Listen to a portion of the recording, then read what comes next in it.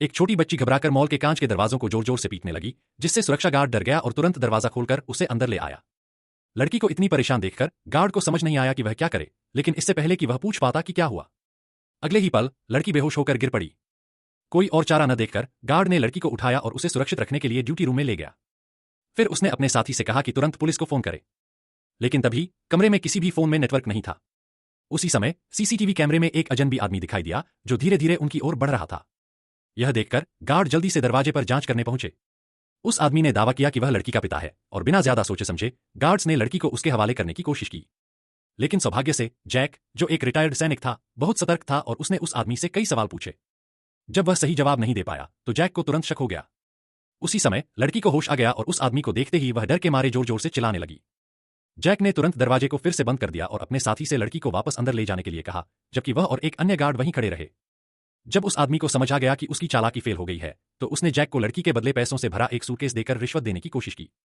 इतनी बड़ी रकम देखकर जैक का साथी दरवाजा खोलने ही वाला था, लेकिन जैक ने समय रहते उसे रोक लिया।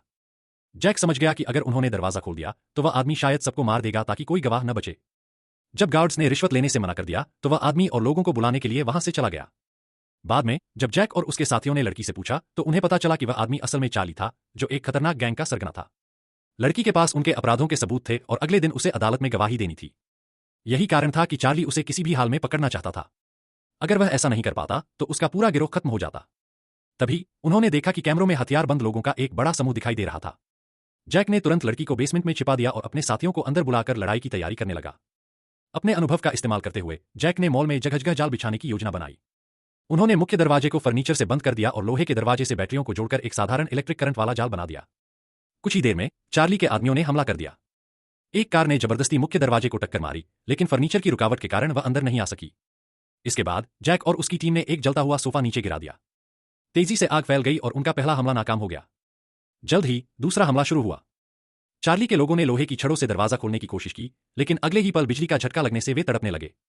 एक गार्ड ने उन्हें लात मारकर अलग किया और दरवाजे से बिजली का कनेक्शन हटा दिया, जिससे वे आखिरकार मॉल के पहले फ्लोर में घुसने में कामयाब हो गए। मौत का इंतजार करने की बजाय जैक ने लड़की को एक रिमोट कंट्रोल कार से चार्ली तक वॉकी टॉकी पहुंचाने के लिए कहा। उसने चार्ली को डराने के लिए झूठी खबर फैलाई कि पुलिस आने वाली है, लेकिन चार्ली को उस पर बिल्कुल भी भरोसा नहीं हुआ। उसके आदमी हमला करते रहे, जिससे सबको घबराकर भागना पड़ा। महिला गार्ड ने मरा हुआ दिखाकर खुद को बचा लिया, लेकिन जैक का दूसरा साथी इतना भाग्यशाली नहीं था।